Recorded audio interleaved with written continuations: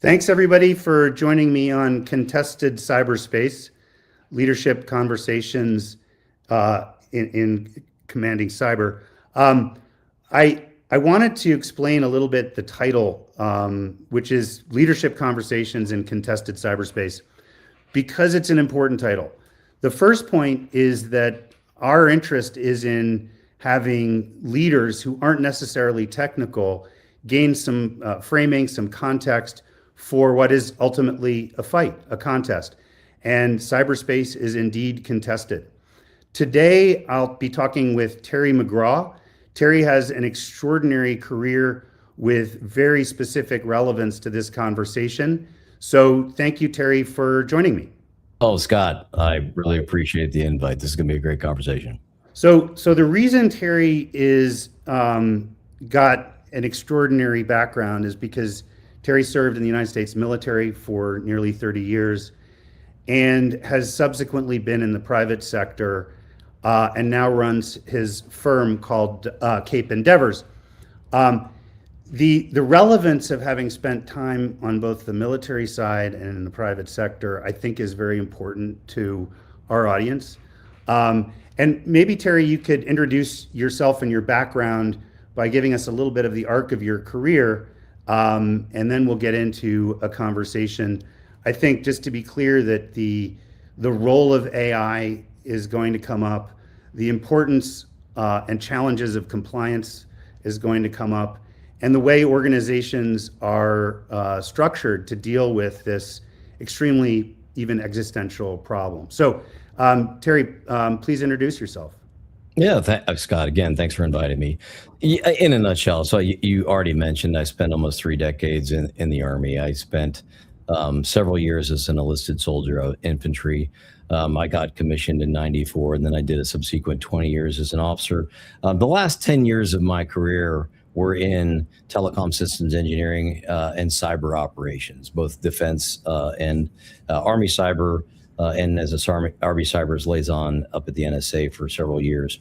I culminated my career in Afghanistan as the operations chief for Task Force Signal 160th Forward, which was, all of strategic communications within that region. And sorry, Terry, but just for context, Army Cyber Command really is the preeminent organization across all Army systems to defend and protect them. Is that right? Yeah, and it's gone through lots of iterations, before it sort of matured into its current, existence. There's always this challenge with funding, right? So Title X, each service can fund their own capabilities, and cyber was funded, as IT operations and capabilities, et cetera. And everyone sort of, all the services have their own view of what that should look like, which also creates, as you can imagine, duplication of effort, in training, capability, all of the above. There's always an overarching desire to sort of bring, a unifying structure to that, and over time that became U.S. Cyber Command. It was, I think, Stratcom had it for a while. It was bounced over. The Defense Information Systems Agency has a big component of that. The NSA and the Cybercom became co-equals, and then one was a subordinate command to the other, et cetera. I think where it's landed now, it's a 4-star command that does provide sort of uniform capability, training standards, et cetera, across the Title X authorities. Anyway, so it was basically try to unify, both from a purely logistics and training perspective, but also in providing capability to the warfighter that was consistent on the battlefield, so that there's still a lot of that, but getting a concerted view of those capabilities downrange is really important, and supporting the combatant commands, the 4-star commands that have the regions of the world broken up, and supporting them with consistent and standardized methodologies, processes, capability, et cetera. And so that there was some predictability to support for the combatant commands. So that was that's Cybercom in a nutshell now. And following your service, thank you for it. You spent a significant amount of time at Secureworks. I did. Yeah. Yeah, so I was brought in vice president of cyber threat analysis globally. So that's all of the security operations centers that provides the sort of the security overwatch capabilities for commercial customers. At the time, I think it was 4,500 or something customers globally, and providing the analysis of the cyber threat landscape, what's going on in their environment, the research capability that was, that fed into that. And later in my tenure at Secureworks, also incident response. And that included proactive and reactive incident response. So I was involved as an incident response commander, for example, from some of the largest ransomware engagements in the world. So one thing I would observe is that in the commercial world, cyber risk insurance is often acquired to protect against downside effects. That doesn't exist in the US military. There is no insurance policy. I'm curious how the experience in cyber in the military contrasts with the private sector, if you could speak to that a little bit. Yeah, it's interesting that you bring up the cyber insurance piece, because from the business perspective, it's actually not protection. It's transference. It's risk transference. So I'm having someone financially liable for damages incurred. Now, the insurance company, of course, has a vested interest in making sure that you're doing what you're saying you're doing in best practices, so they don't have a payout at the end. But businesses are augmenting, sort of their potential financial impact should something happen. In the military, it was very clear early on that the interconnectivity of capabilities, communication, warfighting capability, was both an asset and a liability, and was going to be a contested space, and recognized that very early on. I think much earlier than commercial industry did, and so much so labeled it a warfighting domain. Just like air, sea, and land, meaning that it is a contested space. It requires doctrine, it requires capability, and it requires a sort of unified response, and an approach to it. So both, there is the defensive portion, there's the offensive portion that make up warfighting capabilities. So I think the military, maybe out of necessity, and of course maybe because that's what we do by nature, was to treat it as a contested environment. I do think now that, although I do think that a lot of civilian cyber professionals fall into the trap of talking about it in terms of cybersecurity rather than business risk, that there's still a disconnect, I think, between the leadership of business and understanding the contested space that is cyber. Yeah. Because and this was a point that you and I talked about prior to the podcast, is that I think that cyber folks in specifically, it is an esoteric subject, and it is esoteric in the terms that even your business won't really understand what you're talking about. And our cyber folks are usually very poor at translating what they really mean in terms of business risk mitigation. Yeah. And relating it back to the military, it's, well, how does this enable the warfighter? How does it mitigate risk to the warfighter? How does it enable the warfighter? And we speak in terms that the combatant commanders understand. We don't talk about it in terms of ones and zeros, because that would be lost on your warfighters, or many of your warfighters, not all. But the same is true of business leaders. You have folks out of business risk, you have them out of financial management, you have them out of operations. Very few of them have the language to understand cyber, and many people don't translate that into business risk articulation. I think this is a critically important topic. Before we dive into that, talk a little bit about Cape Endeavors, because I know that's what you're doing now, and I think that's a different set of audiences for what you're doing than at Dell. Yeah, Cape Endeavors started, as the traditional cybersecurity consulting firm to business, helping them, improve outcomes, coaching, providing, virtual CISO capabilities, support to board, support to the C-suite.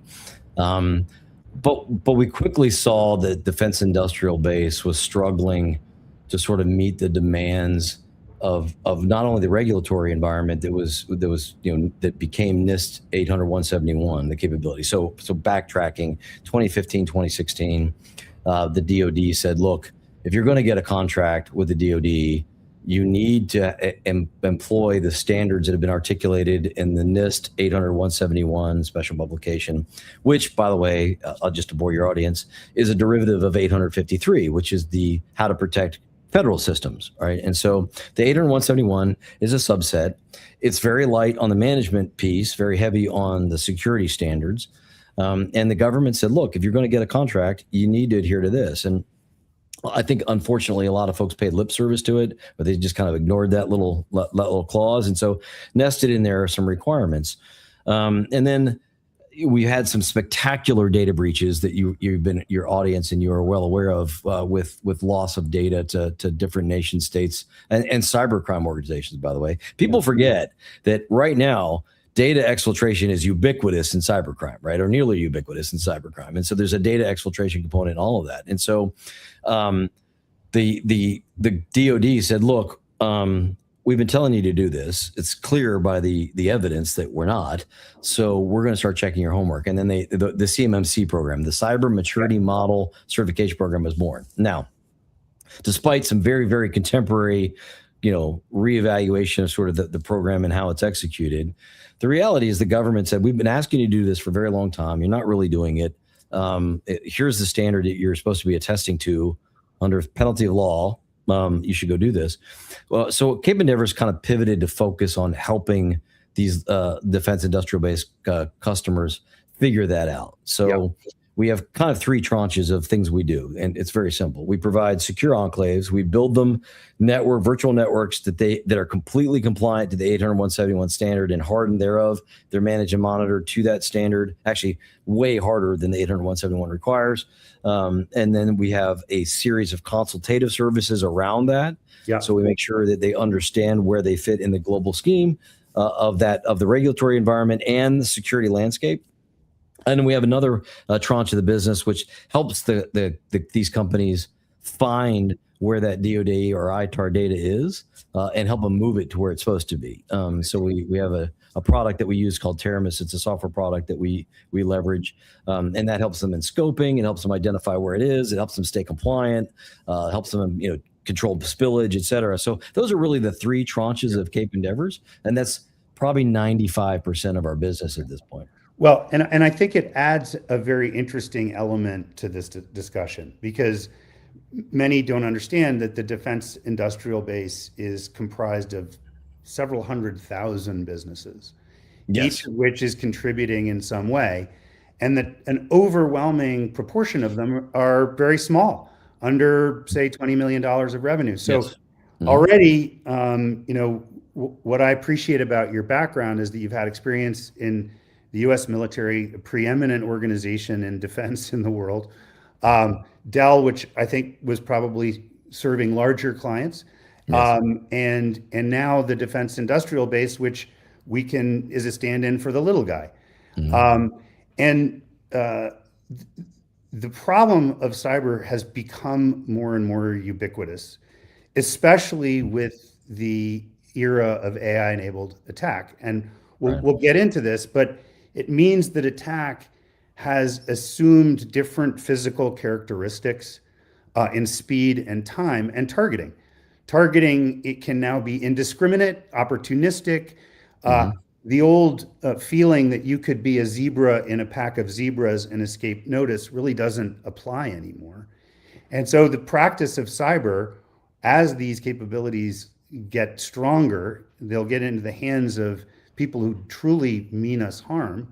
I think that the discussion for someone who has to allocate budget, not necessarily a practitioner, becomes very, very important.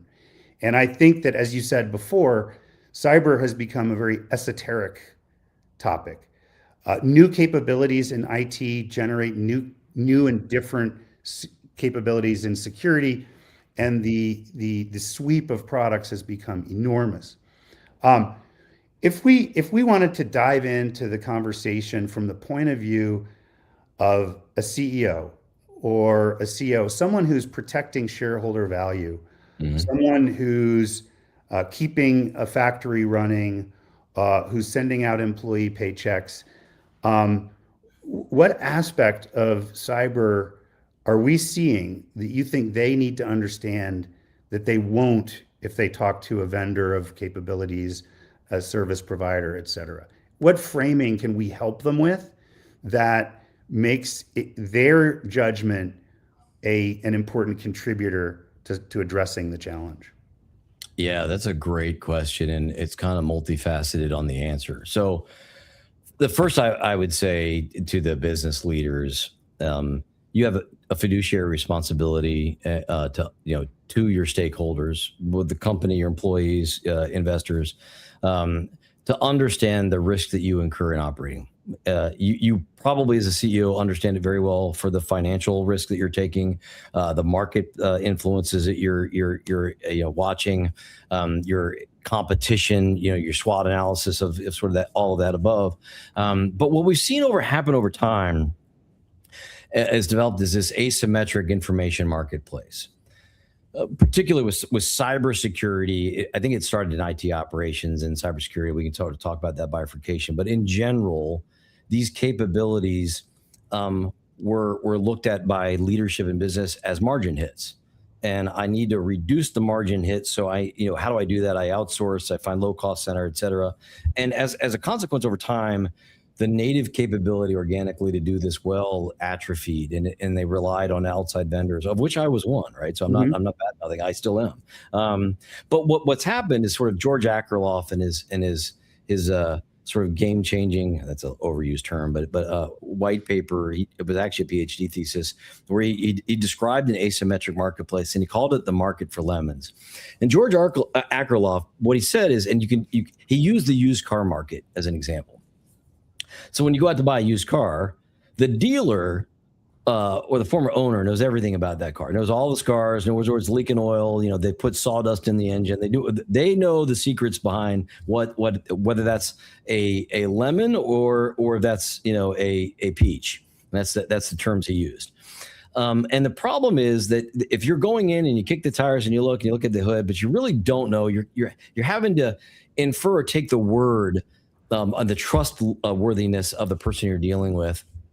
And as a consequence, we developed this really bad taste around the used car market because no one really knew what they were getting. And so quality sellers and buyers moved out of that market, meaning I'm just going to hold my stuff or I'm going to sell directly. But the marketplace contracted and was damaged. And there's an asymmetric information between what the seller knows about the capability versus the buyer of that capability. And that's exactly what's happened in cyber. We as cybersecurity professionals, we have an esoteric set of skills. We have an esoteric set of knowledge. The leadership of business doesn't have that. And so they have to do their best by attending conferences and reading marketecture and sort of listening to podcasts of who has bona fides that they can deliver on. But they never really know till they sink money into that capability. And then, are they happy or are they sad? And they communicate. And so that asymmetric marketplace still exists. And so there's a challenge from the leadership of how do I evaluate what I'm getting in that. And the problem with the marketplace today, just walk around Black Hat or DEF CON or RSA. Everyone has a panacea silver bullet. Like cybersecurity may solve or AI will solve. And the challenge becomes they look at it as I'm going to procure a capability. Yeah. And that capability is going to translate into X business risk reduction. Well, that's not at all how this actually works, right? I mean, we're dealing with adversaries who are people with malintent or criminal and or espionage intent. And as a consequence, you have a thinking adversary. So it's never going to be one and done. It's going to be a competitive landscape. Yeah. It's going to be a measure, countermeasure. And so I think the market sells to this idea that I can buy a thing that will fix my problem. But the reality is it extends. The business risk extends across the business perpetually. Yeah, I am a student of the misuse of English in cybersecurity vendor marketing to capture terms that really aren't true when the mechanics of a product are well understood. Maybe the biggest offender is real time. Real time from when? Yeah. But and who's real time? Yeah. Yeah, but I think that you're pointing out that the more esoteric it has become, the more it is likely that a business leader will develop language to understand and communicate his or her company's cyber program that is totally distinct and different from the language used by people actually managing the program. And it, to some extent, I think that difference in language represents evolutions in the market. And I think it is harmful to understanding, it's at least unhelpful, let's say that, to understanding how best to defend your enterprise.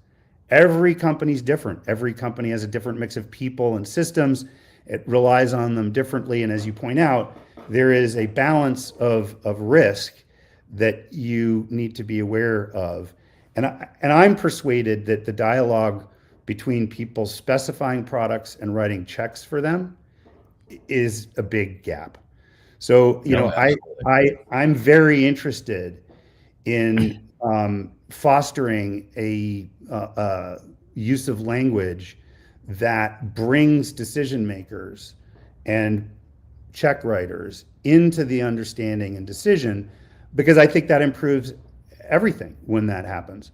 I don't think we're there. I think that I think it's a problem. The other thing that we did touch on is that in larger organizations, before we get to smaller companies, some 25 years ago, not on a certain day or anything like that, but the complexity of IT and the requirements of securing it became too great under one organization. And those two were separated. And so now you have the IT department and you have cybersecurity. And as you say, it may or may not be outsourced. There's a third evolution, which is the requirements to demonstrate compliance, which aligns with governance.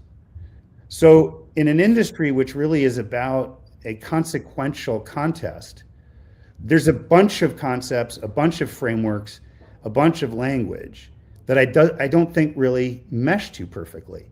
And I wonder if you would comment on that, or if you share my view that it is not at this moment useful to preparing the organization for its best defense. Yeah, so I think if we go back to the initial premise of sort of where did that bifurcation between security and IT operations happen, and I really actually think personally that it was more of a financial driver.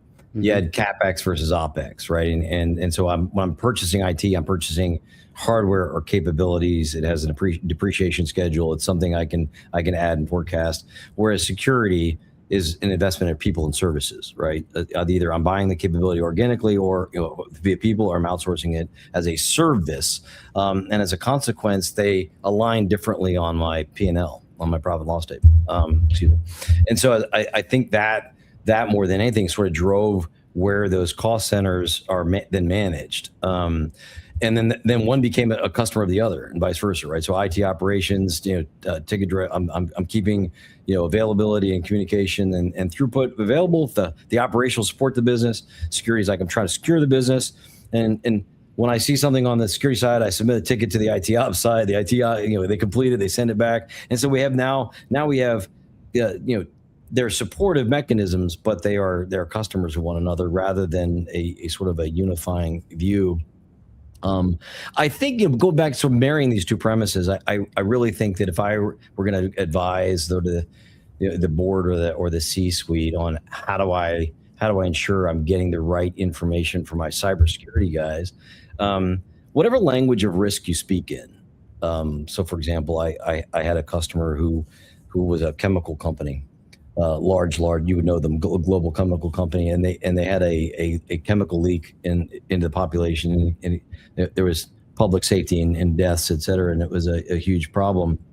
And although they were a chemical company, from that day forward, they spoke in terms of risk to people, personnel risk, operational security risk. It was all about people, and so they changed their way they communicated to the board and everything else. That in terms of everything about the risk profile was risk to people, even though they were a chemical company. And so he, as the CISO of this global chemical company, then adopted all his matrix and all of his inputs to the board became around that same language. And so when you're the board member, I mean, make sure that whoever is communicating to you in a language that you understand, and demand them to translate into that, so that the risk is understood by you in terms that you understand, not the other way around, right?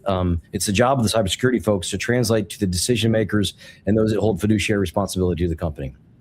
And your job as a CEO is to ensure that you're getting that information in a manner that you understand the risk you're assuming, and where do you have risk that's assumed, mitigated, or transferred, and the metrics that you're being provided give you a clear understanding of which is which. Mm-hmm. And so I think that as a board member, in that responsibility is that don't just assume that, you know, when I'm being briefed on how many cyber instances we had, how much phishing we had, et cetera, that doesn't translate to risk reduction unless it adds a layer of extrapolation. And so I would demand your people provide you a level of risk information that's commensurate with how you view risk across your company, mm-hmm. And ensure that that's the information you're getting.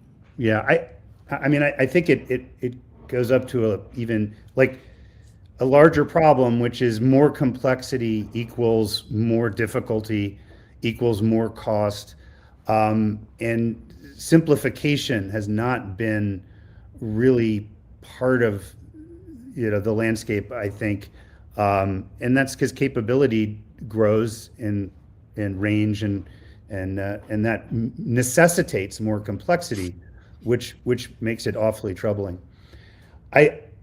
I know people may not be familiar with CMMC, but you described very aptly how if you're participating in the supply chain to the U.S. military, you need to meet certain standards, which raises the question of compliance.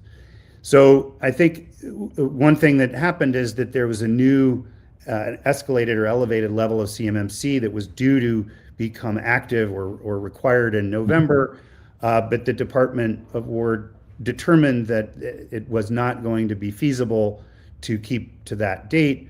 To the bigger conversation around compliance is obviously it's well-meaning. It intends to lift up and create a standard at which businesses operate. I think, you know, the department came out and said, but please let us know in a request for points of view how current compliance regimes may need to evolve, may be outmoded, may be counterproductive. And therein is the challenge, which is the world of capability on the attack side is constantly evolving, and now we have AI. And compliance is evolved through bureaucratic process, which is out of step. So if we could talk about compliance and your general impression of its value, and where it's right and where it is challenging, especially maybe for smaller companies, I would be very interested. Sure. That's a big question. I'll eat the elephant one bite at a time. So first, CMMC is not actually the compliance piece. CMMC is checking your homework. The NIST 800-171 is a matter of contract law under the DFARS, right? So the FAR is the Federal Acquisition Regulations. D is just the Department of Defense Federal Acquisition, now Department of War. And so in the DFARS actually enumerates you will do a few things around, you know, cloud service provider. You will do these things that are listed in the FAR, and oh, by the way, you will be compliant to the NIST 800-171 special publication, which is, in my view, a list of best practices. Contrary to a lot of what I've heard, it is not managerially overhead. Does it demand that you create documentation about what you're doing? Yes. But, you know, that's how you maintain consistency over time. If you don't articulate a standard, what the hell are you performing the standard to, right? So yes, you have to write things down. I think that's a red herring. But and, oh, by the way, it's a subset of NIST 853, which is the federal standard for computer security. And so, but within it is best practices. But the language of the 800-171, if you actually read it, allows for a lot of what they call organizationally defined values, meaning here's the best practice, here's the minimum threshold we think you should do, but you articulate how you're going to meet it. Mm-hmm. How do you implement it? And you have to articulate that standard and prove that you're doing it. And so that's been a matter of contract law since I think they started in 2015. It might have been codified 16. But that's been in there. It's a matter of contract law. The problem that the Department of War was trying to solve was, we've been telling you to do these, folks, now, big and small. Every time you got a contract, you were supposed to have been doing this. Clearly, with all the data exfiltration, something is awry. Let's check the homework. And that was really what the CMMC program was. What the current CIO has decided is, look, maybe we lumped it all, the one standard applied to large and small. Maybe the assessment criteria was too onerous. Maybe there's a different way to do it. Maybe the timelines were too aggressive. But something had to give in the current CIO's mind. And so I actually am a big believer that for any highly competitive space, you need referees. I can point to many publicly facing tragedies that happened because we allowed people to just go about their business and we just assumed that they were doing it correctly. 3 Mile Island comes to mind. And now, based on those very, very public things that happened, we have an oversight mechanism in this place. Sarbanes-Oxley was a reaction to a market that had lost the confidence of the people it was meant to serve. And so I do believe there needs to be that. Where the CIO will land on that, I think there's a limit to what she can and cannot suspend. There's also what the Congress has enabled in the National Defense Authorization Act. So there's a broader set of things. Yeah. Do I think we need an assessment mechanism that validates our homework? I do. I think that there needs to be a show your homework moment. The CIO currently kind of says, well, you have in the final ruling, we got language that says, hey, under penalty of civil and criminal law, the False Claims Act, you better say that you're doing these things, and when you say you're doing them, it has consequence of law. Is that enough? And so clearly it's not, because we're having this discussion like, oh, it's so expensive to do this. Well, hey, folks, you're supposed to have been doing it since 2016. So please, this is not a new thing. And if you haven't been incorporating this in the way you've been doing business, well, my personal opinion, I know this is harsh, but I am a small business, and I eat my own dog food. We're 800-171. If you do it correctly, it doesn't have to be burdensome. It doesn't have to be expensive. It should be how you run your business. Oh, by the way, ransomware, cybercrime, these are persistent and ubiquitous problems to anyone connected to the internet. And the 800-171 standards help you reduce that to a great degree. And so all I'm saying is that I don't want to throw the baby out with the bathwater. Do I think that there's room to improve that program, room to provide fidelity, room to reduce cost? Hell yeah. We submitted an RFI that we believe that we can reduce cost dramatically if you do this in a better way. Yeah. So I again, cybersecurity is not monolithic. It does require flexibility. It does require implementation, thought and strategy, but it's continuous and perpetual. Anyway, that was a long. No. I hear everything you say, and I agree completely. But one thing we were talking about, and I think that AI has been around since the early 50s. Time magazine had a cover then, and supervised machine learning. All of a sudden, though, it seems like it's got the potential to directly affect our lives very favorably in many regards, but very unfavorably in the hands of someone with malintent. I think, in terms of historical analogy, I think that in conflict, there are evolutions on the battlefield that change how attacker and defender relate to one another. I think that more recently, the use of drone warfare in Ukraine has created a mass threat at a very, very low cost. I think hypersonic missiles that travel at 5 times the speed of sound are near impossible to defend against. And I think AI as an automation to attack kind of combines the cheapness and mass of drone warfare with the speed of hypersonic missiles. And even late last year, the concerns were mostly theoretical. They were academic. There was an event in September.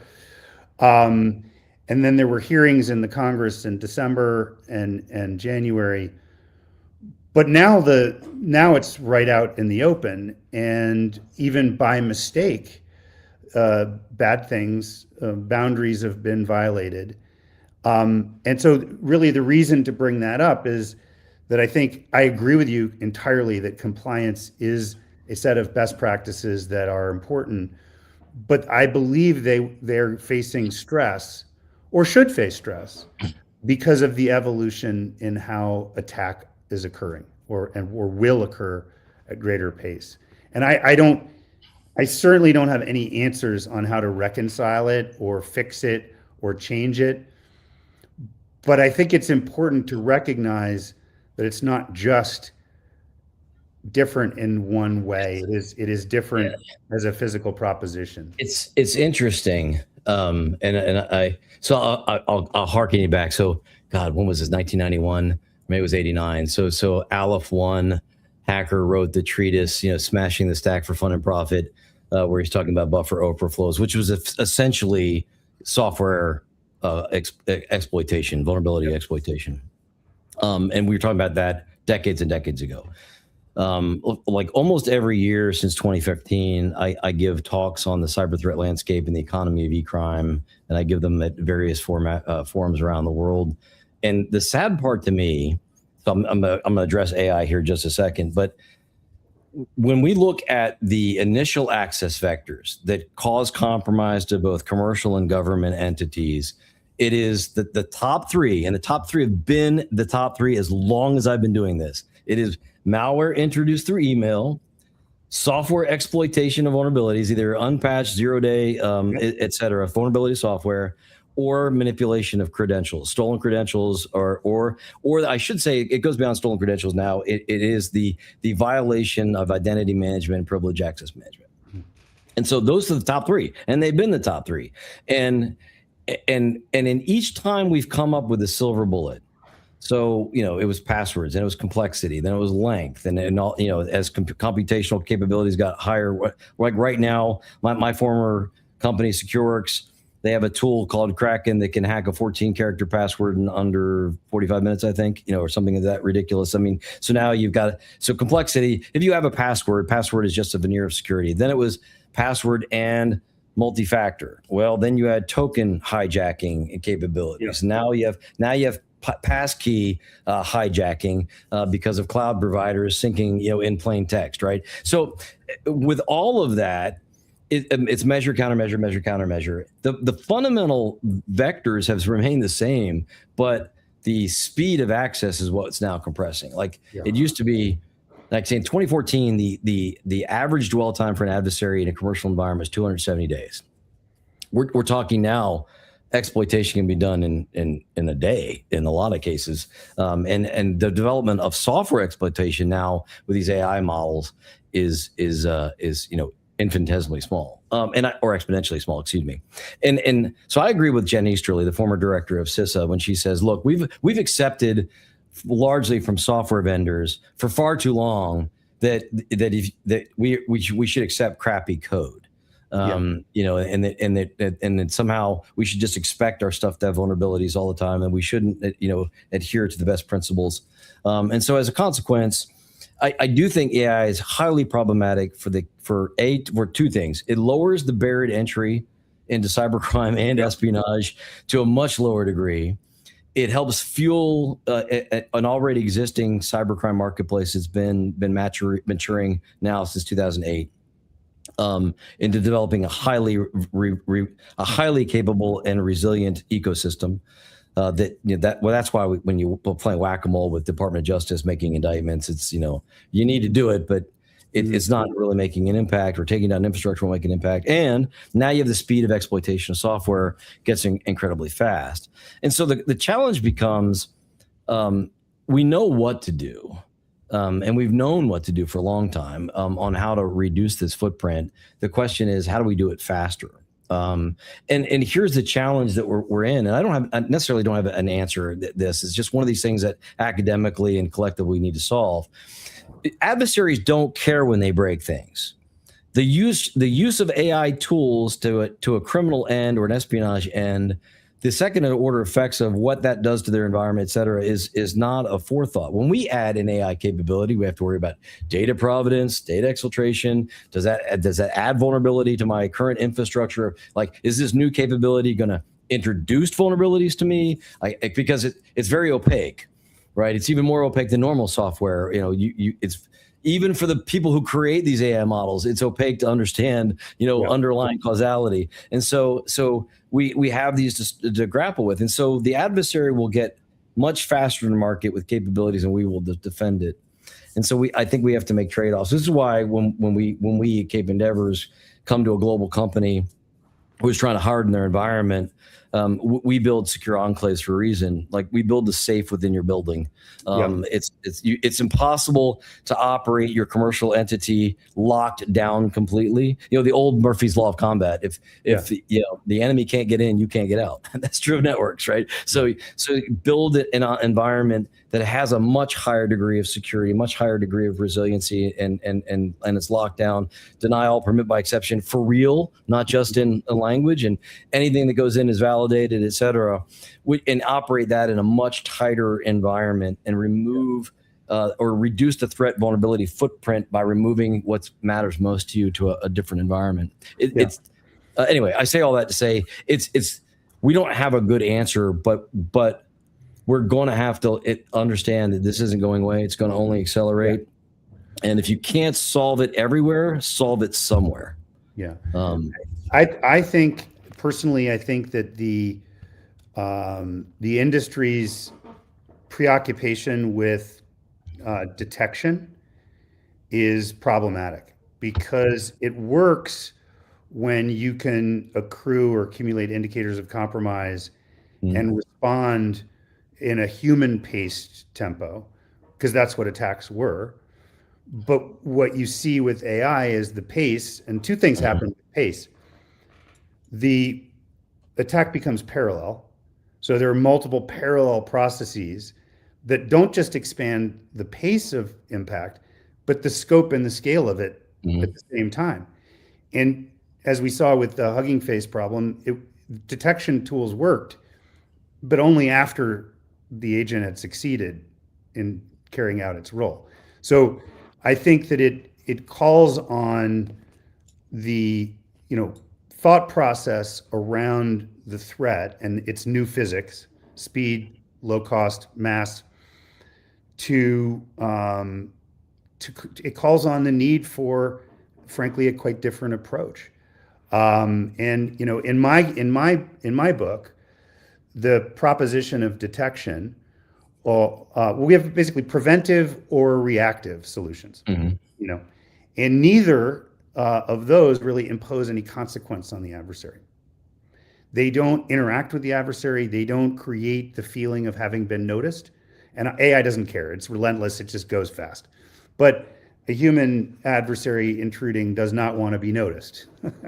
So I think that I have some thoughts on that, actually, that you just heard. You just brought it to my mind, but keep going. Well, I think look, this is a great conversation with Terry McGraw, CEO of Cape Endeavors. There's really no end to this conversation is the other problem. There's no bow to tie it up with. There's no thing to say. But I really appreciate your coming on, Terry. But if you had one piece of counsel to give to someone who is kind of removed from the discussion and yet responsible for shareholders, what would you urge them most of all to spend time doing they may not be doing right now? Hiring Cape Endeavors is allowed. You can say that. Yeah, no. So the way we approach this is that we make sure the executive team and the board participates in a very difficult tabletop exercise, not technically, but asking the questions of what's the existential threats to your business, and do you understand what the pain thresholds are? When do you have to restate financials? what systems are your most critical. I met with a board of a very large bank, and I was giving them their tabletop, and one of their, I think it was a senior board member, said, "We're never paying a ransom ever. It's like, we just are never going to do it." And I'm like, "Well, that's fine." And I said, and we walked through sort of their systems and services, and it turns out they had one server that generated about $35 million a day for, in its uptime. Or it was $35 million an hour, I think, in the puts and takes. And I'm like, well, so at what point do you have to restate financials? So if you lost that for a day, a week, 3 weeks, like, what's your level of pain where the I never is no longer valid because the loss is now an existential threat or serious business impact to you? And that made them pause. And I said, "No, by the way, there's a rubric for this. We can calculate this. This is not a swag. We actually can do the metrics and the math on how that worked out." And so part of this is run a tabletop exercise like it's a business exercise, because it is. It's not a cybersecurity exercise, not an IT exercise. It's a business risk discussion, and they need to understand. And as the facilitator for that, yeah, you should understand what the landscape is, what the impacts are, and what the rubric is that you need to calculate that they're making those thoughts. So as the people consuming that's not a check the block exercise. This is an existential threat to your business. You need to treat it as such and make time for it. That would be my advice. And the last part, how do we solve the AI problem?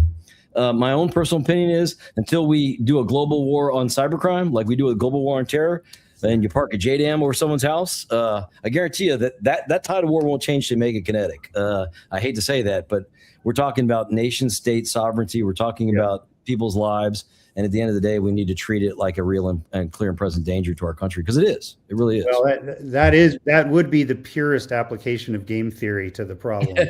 And I concur. Terry, thank you so much for your time and for your wisdom. Terry McGraw, and thank you everybody for listening to us here on Commanding Cyber. Thank you very much, Scott. I appreciate the invite. Thanks very much.